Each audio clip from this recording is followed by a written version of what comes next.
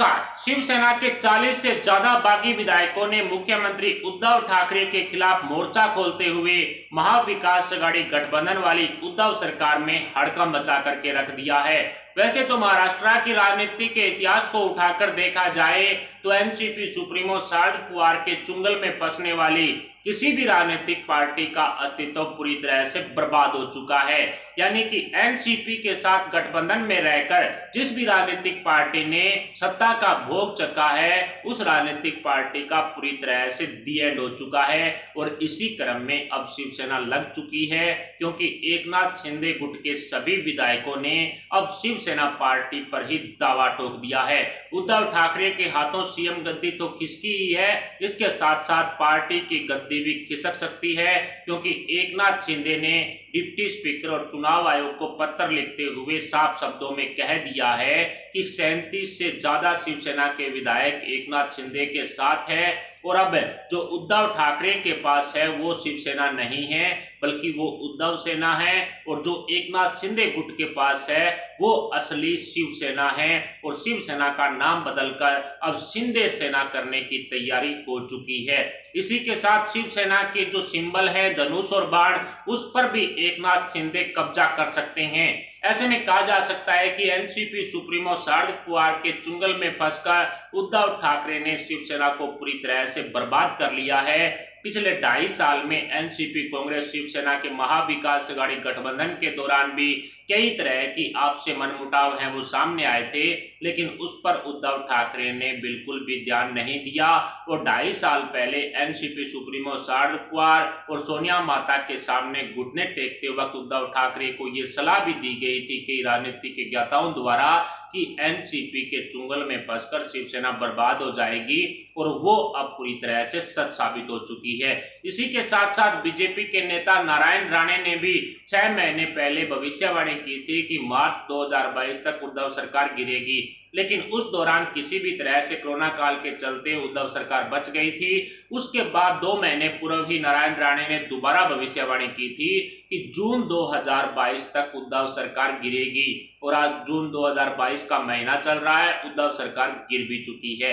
इसके साथ बीजेपी के नेता राय साहब दानवे ने भी 1 महीने पूर्व ही दावा ठोका था कि शिवसेना के 25 से ज्यादा विधायकों में उद्धव ठाकरे के खिलाफ रोष व्याप्त है, और वो 25 विधायक किसी भी वक्त शिवसेना को छोड़कर के भारतीय जनता पार्टी का दामन थाम सकते हैं।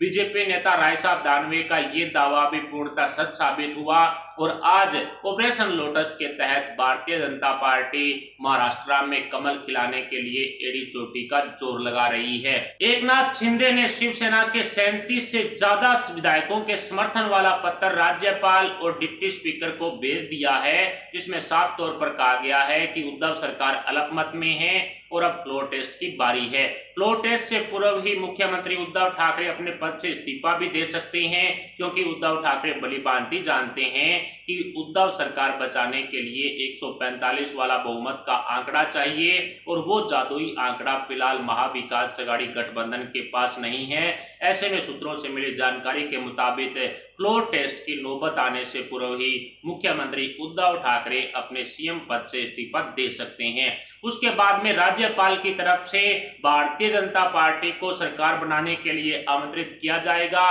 क्योंकि महाराष्ट्र में सबसे बड़ी पार्टी बीजेपी है, जिसके पास खुद के 106 विधायक हैं। ऐसे में भारतीय जनता पार्टी शिवसेना के बागी हुए 37 से ज्यादा विधायकों के समर्थन के साथ महाराष्ट्र में सरकार बना सकती है, और फ्लोर टेस्ट में पास होने के बाद भारतीय जनता पार्टी का ऑपरेशन लोटस महाराष्ट्र में कामयाब होगा। फिलहाल महाविकास अघाड़ी गठबंधन की सरकार गिरने की नौबत आ चुकी है, जिसके बाद भारतीय जनता पार्टी ने ऑपरेशन लोटस के तहत महाराष्ट्र में कमल खिलाने के लिए एड़ी चोटी का जोर लगा रखा है। लेकिन महाविकास अघाड़ी गठबंधन के नेताओं में पड़ी आपसी दरार को लेकर बीजेपी नेताओं ने संजय राउत पर भी कई तरह के आरोप मढ़ दिए हैं। बीजेपी नेता चंद्रकांत पाटिल के अनुसार संजय राउत की बयानबाजी की वजह से ही शिवसेना के 37 से ज्यादा विधायक बागी हुए। सिर्फ शिवसेना ही नहीं, बल्कि निर्दलीय और अन्य छोटी बड़ी राजनीतिक पार्टियों के विधायक जिनका समर्थन उद्धव सरकार को था, वो सभी के सभी विधायक संजय राउत की बकवासबाजी की वजह से दूर हो चुके हैं। यानी कि महाविकास अघाड़ी गठबंधन के 50 से ज्यादा विधायकों ने बगावती बिगुल बजाते हुए उद्धव ठाकरे के खिलाफ मोर्चा खोल दिया है। और एकनाथ शिंदे ने सिर्फ उद्धव ठाकरे की सीएम गद्दी ही नहीं छीनी है, बल्कि शिवसेना की गद्दी भी छीनने की तैयारी कर ली है। ऐसे में साफ नजर आ रहा है कि आने वाले समय में शिवसेना शिंदे सेना के नाम से पुकारी जाएगी और शिवसेना के सिंबल धनुष और बाण पर भी कह सकते हैं कि एकनाथ शिंदे की सेना है वो कब्जा करेगी, जिसके बाद ठाकरे परिवार का शिवसेना के साथ किसी तरह से दूर दूर तक कोई रिश्ता नहीं रहेगा। और उसके बाद महाविकास अघाड़ी गठबंधन सरकार गिरने के साथ साथ शिवसेना का दी एंड होना भी तय माना जा रहा है। कुल मिलाकर के महाविकास अघाड़ी गठबंधन सरकार में बीजेपी नेताओं की भविष्यवाणी और बीजेपी नेताओं द्वारा किए गए दावे बिल्कुल सटीक साबित हुए हैं और उद्धव सरकार गिरने की नौबत आ चुकी है। 145 वाला बहुमत का आंकड़ा उद्धव सरकार के पास नहीं बचा है।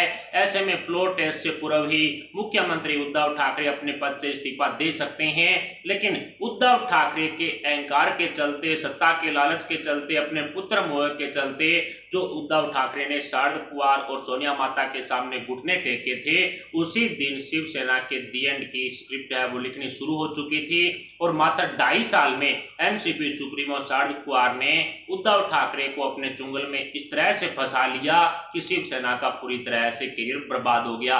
अब ठाकरे परिवार के साथ शिवसेना का रिश्ता टूटने जा रहा है, क्योंकि शिवसेना पर एकनाथ शिंदे कब्जा करने जा रहे हैं। और अगर ऐसा होता है तो फिर महाविकास अघाड़ी गठबंधन सरकार गिरने के साथ साथ शिवसेना भी पूरी तरह से गिर जाएगी। शिवसेना की गद्दी से भी, मुखिया की गद्दी से भी उद्धव ठाकरे को उखाड़ फेंक दिया जाएगा और एकनाथ शिंदे एक बार फिर से शिवसेना को, या यूं कहें कि बाला साहब ठाकरे जी के सिद्धांतों वाली शिवसेना को आगे बढ़ाएंगे।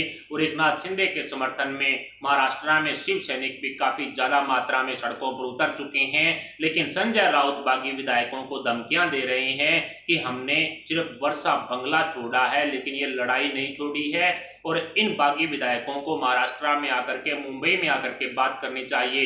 यानी कि कहीं ना कहीं उन बागी विधायकों को दबाने की कोशिश और उन्हें धमकियां देने का काम संजय राउत की तरफ से शुरू कर दिया गया है। लेकिन एनसीपी सुप्रीमो शरद पवार के चुंगल में फंसकर उद्धव ठाकरे ने शिवसेना और उद्धव सरकार दोनों को बर्बाद कर लिया है। फिलहाल महाविकास अघाड़ी गठबंधन सरकार की इस स्थिति पर आपके क्या विचार हैं? क्या एकनाथ शिंदे भारतीय जनता पार्टी के ऑपरेशन लोटस को समर्थन देंगे, या फिर उद्धव सरकार 145 के बहुमत आंकड़े को फ्लोर टेस्ट में पास कर पाएगी?